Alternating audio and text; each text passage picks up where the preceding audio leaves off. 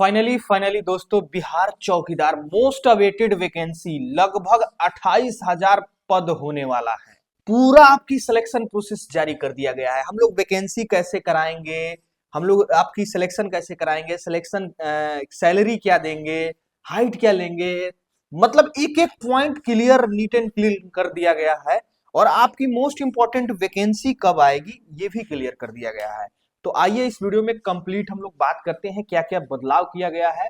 जो आपकी सिलेक्शन की प्रोसेस है वो 2026 के नाम से आया है। इसका नाम है, मैं आपको बताता हूं, चौकीदार संवर्ग नियमावली 2026 की प्रारूप है ये। मतलब 2026 में नई नई नियमावली बनी है। और जो चर्चाएं चल रही थी कि ये है वो है, पहले जो है निम्न कैटेगरी को मौका दिया जाता था, अब इसमें सारे लोग आ गए हैं। तो विस्तार से समझते हैं। देखिए, सबसे पहले तो वैकेंसी लगभग 28,000 पोस्ट पे आएगी। वैकेंसी कब आएगी ये भी मैं आपको वीडियो के लास्ट में बताऊंगा। ठीक, अब इसमें एलिजिबिलिटी क्राइटेरिया क्या है। एलिजिबिलिटी क्राइटेरिया में आपकी एज, हाइट, इसके बाद से एग्जाम, फिजिकल, सब कुछ देखने को मिलेगा। तो सिलेक्शन प्रोसेस में आपको फॉर्म भरना है, फॉर्म भरने के बाद से एग्जाम देना है, एग्जाम के बाद से फिजिकल, फिजिकल के बाद मेडिकल, देन ज्वाइनिंग। ये आपकी प्रक्रिया है, पूरा सिपाही वाली प्रक्रिया आपको देखने को मिलेगी। अब क्या क्या है, एक एक चीज को डिटेल में बात करेंगे। इजिबिलिटी में एज आपकी 18 से 30 साल तक। जैसे कि आप यूआर से हो, ईडब्ल्यूएस से हो, तो आपकी एज 18 से 30 साल तक रहेगी। वहीं आप ओबीसी ईबीसी हो तो आपकी एज 18 से 32 साल रहेगी।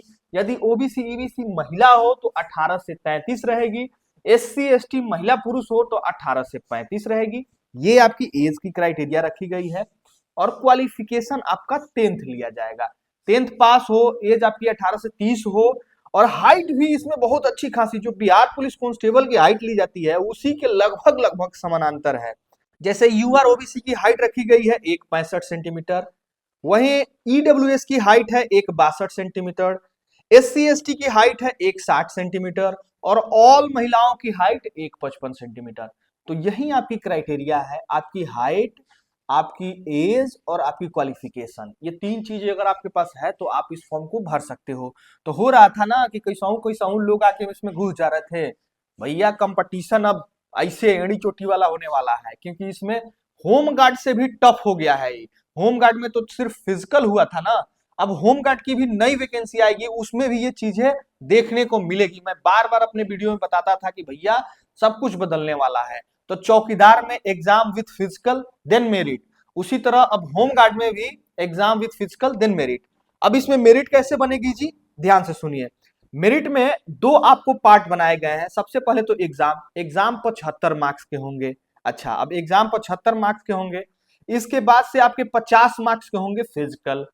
अब टोटल 125 मार्क्स में आपकी मेरिट बनेगी। मतलब रिटन भी प्लस आपकी फिजिकल भी, दोनों मिला के आपकी मेरिट बनाई जाएगी।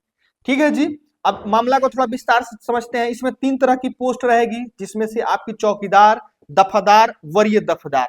जिसमें आपकी वैकेंसी होगी चौकीदार पद पे, उसके बाद से प्रमोशन होगी, प्रथम प्रमोशन होगी दफदार पोस्ट पे, उसके बाद वरीय दफदार पे होगी।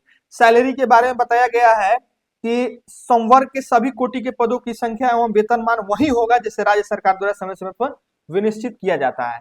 जैसे होमगार्ड की सैलरी निर्धारित की जाती है ना, वैसे ही जो है आपकी इन लोगों की भी सैलरी देखने को मिलने वाली है। ठीक, मतलब सरकार के द्वारा कोई अनुमान दिया जाएगा, कोई उस हिसाब से आपकी जो है सैलरी दी जाएगी। ऐसे ये लोग हाई कोर्ट गए थे और हाई कोर्ट में इन लोगों की जीत भी हो गई है कि इन लोगों की सैलरी, जैसे कि वरीय दफादार बन जाते हैं तो इन लोगों को लेवल 1 की सैलरी दिया जाए। इस तरह से चीजें चर्चा में है, लेकिन अभी तक इंप्लीमेंट नहीं हुई है। आगे देखिए क्या होता है। तो कुछ इस प्रकार से सैलरी की रहेगी। अब एक बड़ा सवाल की सैलरी कितना मिलेगी, तो सैलरी आपकी 20 से 25,000 आज के डेट में अगर जो चौकीदार है उठा रहा। लेकिन जैसे आपकी 8वां वेतन आयोग लग जाता है, जो कि लग चुका है, 26 से स्टार्ट है तो लग चुका है, तो मान के चलो कि आपकी सैलरी 35K के अराउंड रहने वाली है। तो भैया जो भी 10th पास हैं और अदर वैकेंसी की तैयारी कर रहे हैं, सिपाही दरोगा, वे भी फॉर्म भरेंगे। 30-35 हजार के आसपास सैलरी हो जाएगी 8वां वेतन आयोग लगने के बाद, जो कि लग चुका है। ठीक है भाई। अब आपकी एग्जाम में क्या क्या पूछी जाएगी उसको थोड़ा समझ लेते हैं। 75 मार्क्स का एग्जाम है ना, तो देख, एग्जाम में बहुविकल्पीय प्रश्न पूछे जाएंगे, जिसमें 10वीं पाठ्यक्रम के अनुसार जो है आपकी क्वेश्चन पूछे जाएंगे, जिसमें आपकी जीके से रहेंगी, मैथ से रहेंगी और रीजनिंग से क्वेश्चन आपको देखने को मिलेगा। मतलब मैथ रीजनिंग जीके, हो सकता है कि 25 जीके से, 25 मैथ से, 25 रीजनिंग से। अब डिटेल में जब आएगी, ये तो शासनादेश है कि भैया ऐसे ऐसे सब करवानी है।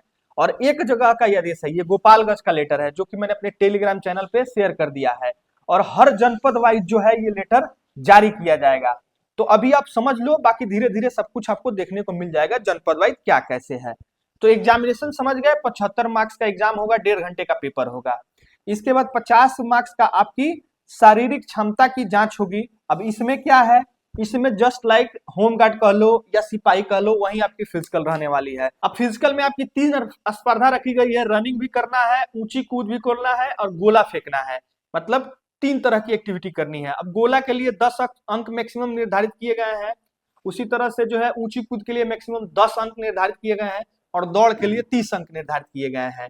अब 5 मिनट से कम लगाओगे तो 30 मिलेगा, और 5 से लेकर और 5:30 के बीच में आओगे तो 24 मार्क्स मिलेगा। इस तरह से जो है समय निर्धारित किया गया है। ठीक है, तो कुछ इस प्रकार से है। महिलाओं को 1 किलोमीटर की दौड़ रनिंग करनी है, 30 मार्क्स मिलेगा अगर 4 मिनट के अंदर में कर दोगे तो। पुरुष को जो है 1.6 किलोमीटर की रनिंग करनी है। गोला की बात करें तो पुरुष को जो है अपना गोला फेंकना है, 20 फीट गोला फेंकना है, 16 पाउंड का गोला रहेगा जिसमें 10 अंक आपको मिलेंगे। वहीं महिलाओं के लिए जो है 12 पाउंड का गोला है और आपको जो है 16 फीट फेंकना है, मैक्सिमम मार्क्स मिलेगा। वहीं ऊंची कूद की बात करें तो 5 फीट से अधिक कूदोगे मेल कैंडिडेट तो 10 मार्क्स मिलेगा। महिलाएं जो है 4 फीट से अधिक कूदेगी तो 10 मार्क्स मिलेगा, है ना। तो फिजिकल में भाई बहुत दम लगने वाला है। तो इस तरह से चीजें आपको एक्सप्लेन की गई है। तो 75 मार्क्स आपका हो गया रिटन से और 50 मार्क्स हो गया आपका फिजिकल से। टोटल जो है आपका हो गया 125 मार्क्स। इस पे जो है आपकी मेरिट बनने वाली है। ठीक है जी। तो ये इसकी मोटा मोटी जानकारी हो गया जो कि आपको समझना है। अब फॉर्म भरने के लिए क्या क्या लगेगा, सबसे पहले तो जिस भी जिला से हो उस जिला का आपका निवास प्लस आपकी कास्ट सर्टिफिकेट चाहिए। ठीक है, उसके बाद से 10th का आपका पास डिग्री रहना चाहिए। बस यही आपका चीज लगने वाला है। फिर फोटो, आधार कार्ड वगैरह वगैरह सब ये लगेगा। ऑनलाइन आपकी फॉर्म भराएगी। अब सबसे बड़ा सवाल है कि ये वैकेंसी कब आएगी, कब से फॉर्म भरा जाएगा। तो देखिए बाबू, ये वैकेंसी जो है आपकी आने वाली है अप्रैल में। अप्रैल के आसपास, मतलब अप्रैल बाद ही मान के चलो, मई में आपकी ये नोटिफिकेशन लगभग आपकी आने लगेगी। अब जैसे कि ये गोपालगंज का जो है वैकेंसी लिस्ट है जो कि मैंने अपने टेलीग्राम चैनल पे शेयर किया है, इसी तरह हर एक जनपद में आपको देखने को मिलेगा। अब ये वैकेंसी भले डिस्ट्रिक्ट वाइज आएगी, हो सकता है कि आगे निर्णय लेकर और इसको सीएसबीसी को सौंप दिया जाए, सीएसबीसी सारी वैकेंसी को एक साथ कंडक्ट कराए, फिर अगले प्रक्रिया के लिए जनपद वाइज भेज दे। मतलब एग्जाम जो है एक लेवल पे हो जाए, सीएसबीसी करा दे, फिर फिजिकल जो है आपकी जनपद वाइज हो जाए।